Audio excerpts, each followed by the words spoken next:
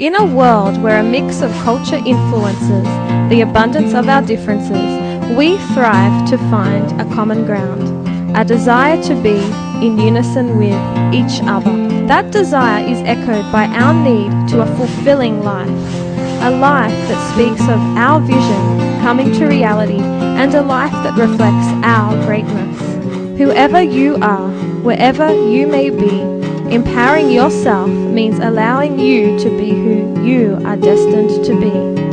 You are irreplaceable.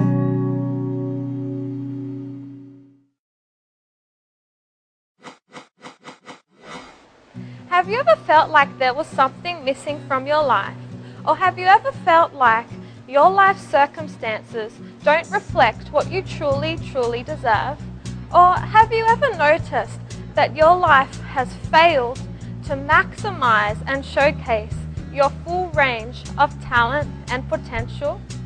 Or have you ever had a feeling deep on the inside that you deserve much more than your life currently has given you? Have you noticed that you deserve much more when it comes to your career, a more fulfilling career, better finances, and more time to spend with your loved ones, and more time to spend doing the things that you so love to do? Or do you ever feel bored or frustrated or lack direction in your life? Do you ever feel a bit concerned or worried, not really knowing what your future really holds? Well, did you know that you can rise above these circumstances in life? The key to finding fulfillment in your life is vision. What is vision? Vision is the act or faculty of seeing. It is what we picture for our present and future. It is the ability to think about our lives and to think about our futures with imagination and wisdom. And when we know that our lives truly have value, we are able to see our life through lenses of possibility and purpose. And you know, purpose is what gives our lives meaning. Purpose is what gives our lives a reason for existence. Living with purpose answers the why factor of why am I here on the planet? It means that we can live life with deliberate intention rather than aimlessly. When we have vision, we can live our lives with a sense of excitement. Vision sustains us in life. Vision helps us be patient in the so-called traffic jams of our lives. Have you ever felt frustrated waiting in traffic, maybe 1 hour, even an hour and a half when the weather is bad, trying to get to a Yella or SM for dinner? But when you look forward to the amazing lump meal you're going to have, you're able to withstand all the heavy traffic. You're able to withstand the time it takes. And it's the same with vision. When we know where we're headed in life, we're able to sustain our action steps and our movements forward in life because we know it's worth it. We know where we're headed in our lives. And that's why, even though I'm more of a night owl, I'm able to wake up early in the morning, even if it means hitting the snooze button on my alarm 3 times, because I know that there's a purpose for my day and I know where I'm headed, so I know that it's worth it to wake up early in the morning. There is a proverb which says, where there is a lack of revelation, the people cast off restraint. There's another translation that also says, where there is a lack of vision, the people perish. What does that mean? When we don't have a vision of who we are, who we've been created to be, we become restricted in life. We become stagnant because we don't know who we really are. So we lack commitment, enthusiasm, and excitement. And we just live from day to day. We just live in the moments rather than seeing the bigger purpose and the big opportunity that our life has waiting for us and that our life has in store. It's the same with the foods that we eat. When we don't have an understanding or revelation of the impact of the foods that we eat on our lives and our health, we lack commitment resentment, and we cast off restraint, and we just sometimes eat too much of the wrong food because we don't recognize the big impact this has on our lives. Did you know that you have seeds of greatness within you and that you can live truly, truly satisfied with who you are and what you have?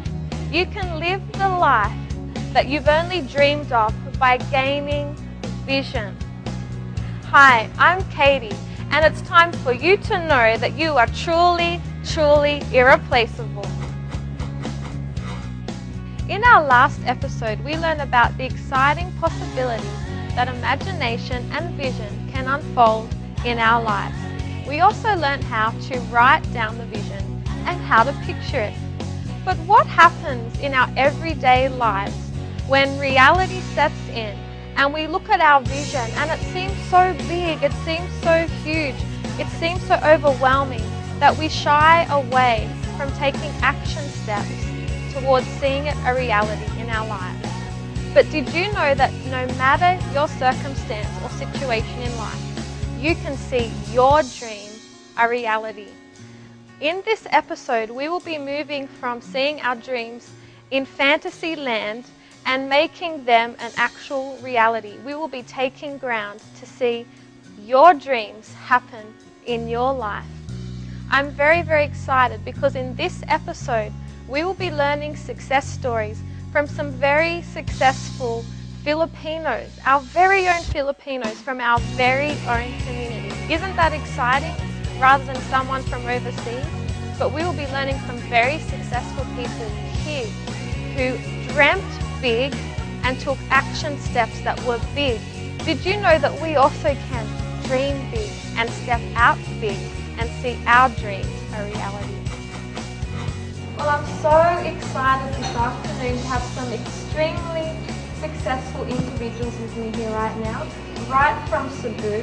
And I'm very excited that we are going to learn very practical, easy to apply steps in which we can transform our vision and our dreams into a reality, whether it's a personal project, a humanitarian endeavor, or a business project. With me is John Dittian, Jay Aldeguer, and Dr. Andre Yu. And they've all had a lot of experience in different areas when it comes to discovering a vision for our lives, both individually and corporately as a community, and taking powerful strides and big steps to seeing it achieved. So I'm going to give the floor to them now, rather than go on and on, so we can find some practical tips from them. So, John, what was your original vision for the projects you're currently working in? Yeah, actually, we're celebrating. Our batch is celebrating our 25th year after graduating from high school, and the tradition of the school is always to celebrate with a big party. So our batch decided that yes, let's have a big party. Sacred Hearts, right? Yes, let's have a big party, but let's go beyond it. Let's do something sustainable. Something that will show our appreciation for all the blessings we have received the past 25 years, and something that will live up to our school ideals of being men and women for others. That's great. And what was your year, your batch year? Batch 87, 1987. How young do you look for batch 87? Are you sure it was Yeah, batch 87? we look like we're still 28, but Yeah, I was going to say early 30s or something. So Thank you. yeah. that's impressive. That shows a lot that you must enjoy what you're doing as well. Well, they say that's what Cebu does to you, actually. That's Yeah. why I'm planning to be with Yeah, yourself. of I'm course. hoping that those genes will rub off on me as well. So yeah, so what's your main project at the moment? Yeah, we tied up.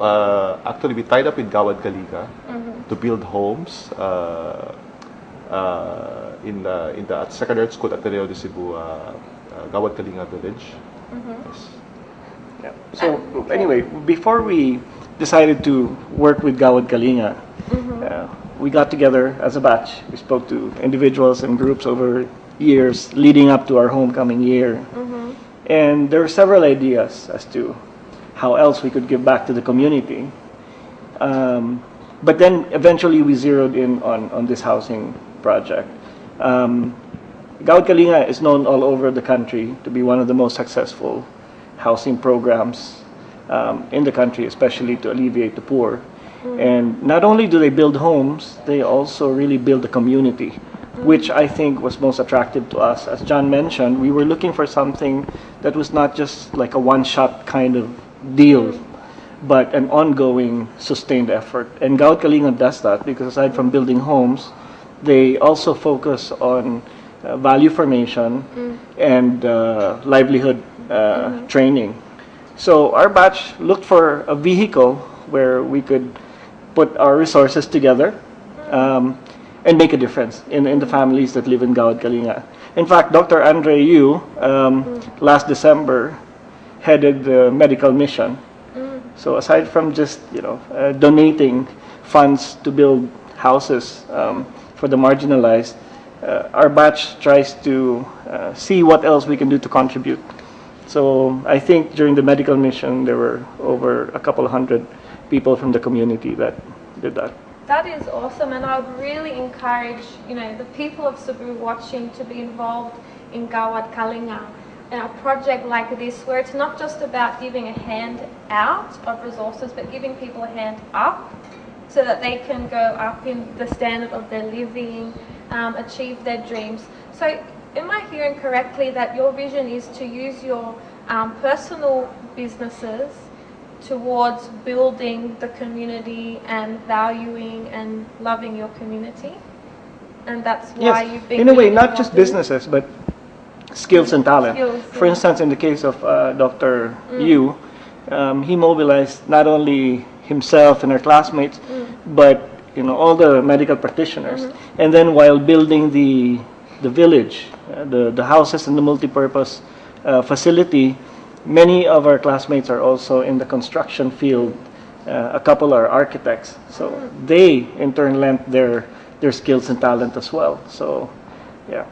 Cool. And with the medical missions, what were the main kind of medical missions that is the focus for Gawad Kalinga? Yeah, fortunately in our batch we had 9 doctors who graduated in our batch. So we tend to use those manpower. So what else can we do but to give free medical consultations? So what we did was we had free minor operations and free consultations with regards to pediatrics and adult patients. Not only did we give free consultations, but we also gave free medicines. Okay. And not only that, we gave around 70 prescription glasses, which was care of Dr. Jonathan Del Prado. This is really good to know, because I'm sure there's some viewers that are wondering, okay, I've tried, supporting charities before, but I'm not really sure where my support is going. But what's awesome about this is I think that they can actually see what's happening. They can be part of this really amazing team that's actually going out there and doing it. And plus they're guaranteed knowing that their funds is actually going directly to help their own community or other communities around them. And with the medical side of things, as well as it treating current illnesses, does it also look at preventative medicine as well? Yes, one of the inspiring event that happened was that after building the 10 houses, the alumni of Sacred Heart decided to build a multi-purpose hall. And with that, we're probably going to have a clinic and 2 classrooms.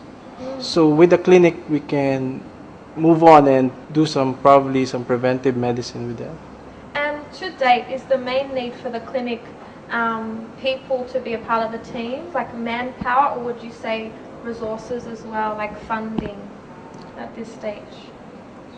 Well, if I may contribute to that. While it's batch 87 of Sacred Heart, our batch that's starting it, the main vision here is to try to hopefully open the doors for other batches in the school to pitch in. As Andre mentioned, the multi-purpose hall, for instance, wasn't just built by our batch, but the Alumni Association contributed quite a substantial amount to the building of the multi-purpose hall.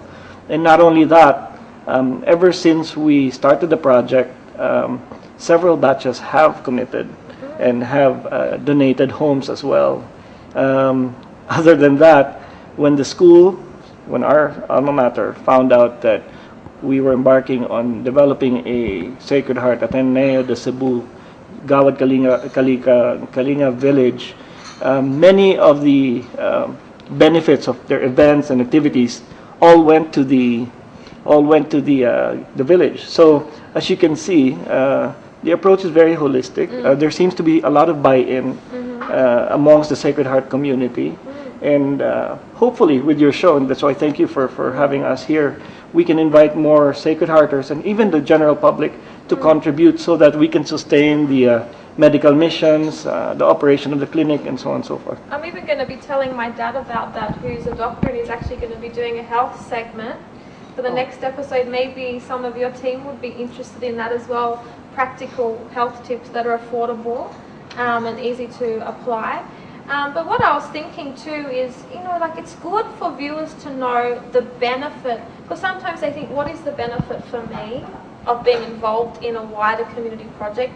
But when they know that actually there's personal benefits, they get to build their skills more in their area of profession or their area of expertise. Like I'm sure the architects and the doctors, like such as yourself, Dr. you would have found that you've really built knowledge in your understanding of medicine and the practical side of treating, people in the community with different issues and learning from each other, like with the others in your team. So I'm sure, architects and doctors and all of those professionals watching this, particularly from Sacred Hearts, this could be a very, very good, opportunity for you, this project, to give out of what you've received, but not only that, to also receive personally, to develop your skills, work out what the current knowledge is in your area of profession. And I think that's really important, because then synergy occurs, because together you increase more individually, you become more successful individually, but also corporately. So if you see it as being a benefit to you personally. So if a viewer wants to be involved in this, how can they contact, the company, the charity? They can go directly to Gawad Kalinga, or they can also get in touch through the Sacred Heart School Alumni Office. The office would be glad to help them. Awesome, and we are going to have those details for you. And we will also post them on our Facebook page as well and our website, so that you can see where to contact them for that, and particularly the dates of your upcoming events as well. And what I noticed, what I love about the project is, and I think this is a real key to finding fulfillment from achieving vision, is having a very clear vision statement of where it's headed and having a very clear mission statement. I'm sure you've seen where, people can do all these action steps, but if it's not with a clear focus, if you're doing too many things, you're not going to achieve the end result. Maybe you might have some suggestions for people watching on how they can say, oh, they've got this goal and it seems overwhelming and it seems too big, how they can narrow that to being a clear focus and taking steps towards it with a mission statement. Well, for us, if I can use this project as an example, it was a very ambitious and daunting goal to build a village. This is the first time, I think, an alumni batch celebrating their homecoming that's come up with a very ambitious and lofty objective. But over time, as we were meeting more and more with different classmates, we realized that we had the same vision, that there was this willingness and intent to really give back. And we're very proud to say that we spoke initially to about 20, 30 classmates about the project, and we got 100% support and approval. They were all willing to write their checks and give their time instantaneously. So what would have been a very ambitious and daunting goal, all of a sudden started becoming more realistic.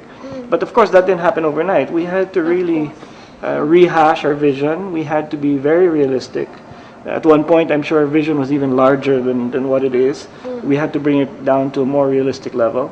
We talked about it, and we pooled our resources, and little by little, in fact, we keep talking amongst ourselves, looking back, you know. We started in January, and now we've built 10 houses, all of them painted, and a few other batches have chipped in, and they're all built, and families have moved in.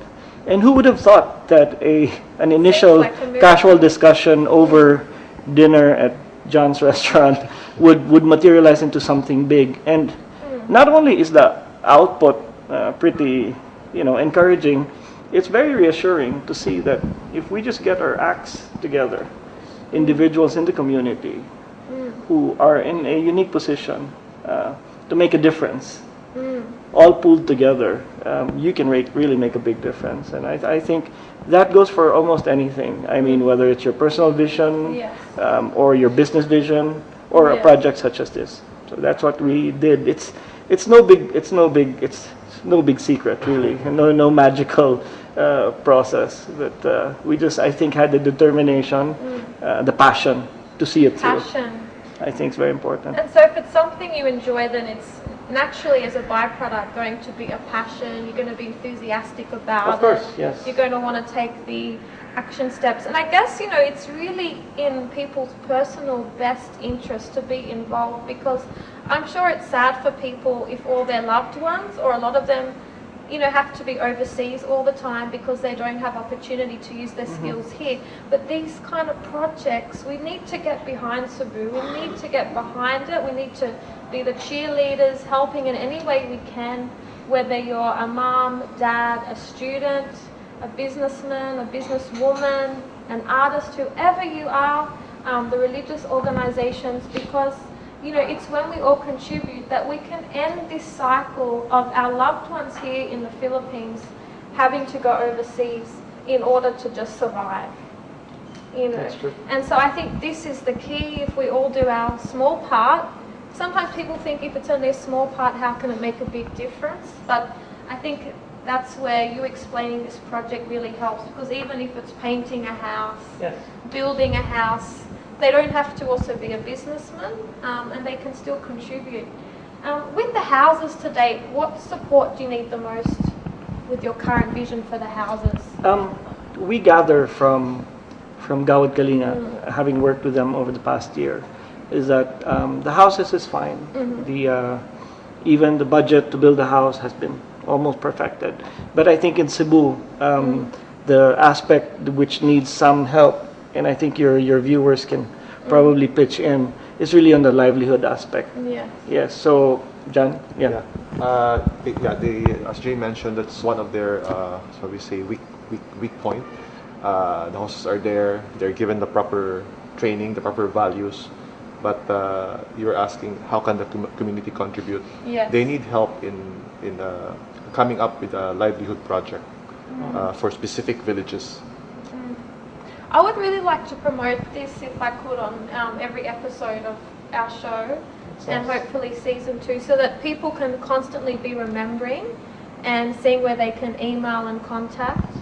Because I think this is really a very important project, and there's a very clear goal that is really accessible on the website. I mean, if I read it correctly, I think the goal is by 2024 to have about 5 million people out of poverty.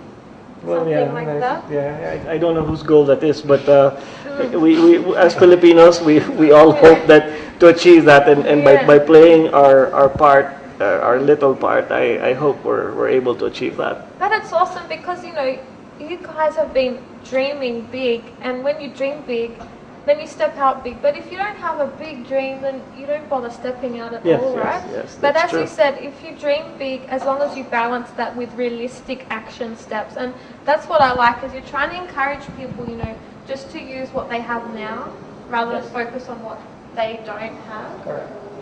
For some business savvy people who are, you know, they're doing quite well in their business, but they're not, say, at that stage of business where they could retire if they wanted to, what suggestions would you give to business Ask John, people. because John is semi-retired. Yeah, because and there's a lot of messages out there on how to be a billionaire in a year, and people are always googling this. They want tips on this kind of thing. But what would you say are some more balanced, realistic keys that people can become financially stable, financially successful, just using where they're at now? Because I'm sure as businessmen you have a lot of experience in the financial arena as well, which can help maybe viewers know how they can actually put some of their funding towards the project. Well, just like anything, you have to, I think, have personal financial goals before you can set out to do something. So I'm sure we have all our own financial goals, and Yes. when we were younger they were more conservative. As you grow older and you see more opportunities, your goals become more ambitious, and you perfect them. I mean, the method in which you arrive at your goals. I think just like anything, since we've been talking about Yes. achieving a vision, I think more than, because it's going to be I think it's different for everyone. Of course. Yeah, so. And I think it's encouraging people not to compare, because say one person may need billions of dollars to do who they're created to be, and someone else may need millions of dollars to do who they're designed to be, Yeah. and someone else may only need hundreds of pesos to be and use their gift. So it's encouraging people that really success when it comes to finances is having what they need to be the successful them. I think if there's one thing that's universal, especially for Cebuanos, is that Cebu is really fast becoming a business destination, one of the top business destinations, not only in the country but in the region. So for Cebuanos, I think it's important that we really ride on this opportunity. The momentum's on our side. There's so many industries in Cebu that are doing well. So I think, and Cebu is known to have a lot of entrepreneurs. So Definitely, Yeah. yeah. So how would you encourage a lot of business people here to be known on the international level, and encourage Philippines to be really admired on the international level when it comes to, as a tourist destination, which it already is, but in the creative arts, in business, in all these different areas, in education? I guess we have to, re-examine how we are and be more look more globally, because as of now I Yes. think we're just looking at the local level, and in order to be, as you're saying, to be known outside of Cebu, then we have to look at the global arena and see how we can compete. I think John's right in the sense that Cebu was known for manufacturing exports in the past couple of decades. That has changed dramatically. It's well known that some sectors in the export industry is not doing so well, and other industries are doing pretty well, like the BPO industry. A few others are also doing very well. So I think adaptation, I think, is also key. So Cebu should adapt. You talked about the arts and creativity. Cebu is very fortunate to have a couple of really successful, globally renowned designers and creative individuals in Kenneth Cabanpue and Monique Lulier and Vito Selma and a few others, Kari Santiago, and the list can go on. And since we've been able, through these individuals, announce to the rest of the world that there's fantastic talent in Cebu, I think it's Cebu's role to kind of ride on that, or acknowledge that we have that resource and that talent, and make the most of it, I guess. Acknowledge the talent that you have as Cebuanos, rather than copy on other cultures. We can admire other cultures, but really admire more what we have here. Yeah, that's true. And so, I'm really inspired by our conversation and learning a lot. And I was just wondering if the three of you would have something you would like to say to the viewers regarding specific areas of contribution you would like for Gawad Kalinga, and just a very, creative, inspiring tip on vision for them, like what vision means to you. Yeah, for Gawad Kalinga, as we talked earlier, Yes. we started the Secretariat School at the Irreplaceable Village but we're not done yet. I mean, we cannot do it alone. So if we're very open to people who will support us, so that we can actually the village we're is supposed to, or we're budgeted for 30 houses. So we're very open to more contribution, so we can finish the 30 house. And maybe there's some, entrepreneurs who may want to contribute some of their business, funding towards that. Oh, definitely. I think that's what John is trying to say, that especially in our school, I know that Sacred Hearters, or a lot of our alumni, or the alumni community, is many of them are highly successful. Not only are they in a position to contribute financially, but in terms of talent and skill as well. So we've been saying this all this time, that while Batch 87 started the Gawad Kalinga village, the Sacred Heart Gawad Kalinga village, the aim really is that to encourage all the other Sacred Hearters to join in, because we can't do it alone, that's for sure. I think we've gotten the momentum going, but we need all the help we can get. So thank you, and that's why I'm very happy you mentioned that you might, you'll continue to promote it in your next episode, I would like to. because it's something that we don't think about every day. You mentioned that many of us are busy with our crafts, our businesses and stuff. Yes. But the minute individuals are reminded about something good that's happening, we've seen it in our batch and we've seen it in other batches. The minute they're reminded, they'll really step up to the plate and do wonders. So I think, by promoting it in your show, I'm sure it'll do a lot of good for the project. Because we're irreplaceable, right? Yes. Subu in the Philippines is irreplaceable, so therefore this project is irreplaceable for the quality of life here in the Philippines. Cool, so we talked about the current vision. Looking ahead to the end of 2013, what do you want to have achieved? Finish the 30 houses. Finish the 30 houses. Yeah, that's the aim, John? Yeah, finish the 30 houses. We're hoping that we can do that by the end of this. Okay, viewers, please help us with that. We need to finish 30 houses by the end of 2013. So I don't want you to be thinking the world is ending, end of 2012, so no need to worry. No, we're still going to be here in 2013, so be sure to help out in any way you can. Thank you so much on behalf of the Irreplaceable Youth TV for being here today. It's really a privilege when you're, in high demand and very busy with your projects. So, daghang salamat. Pleasure, salamat. Thanks very much.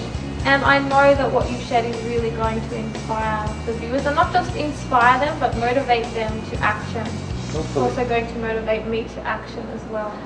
So thank you.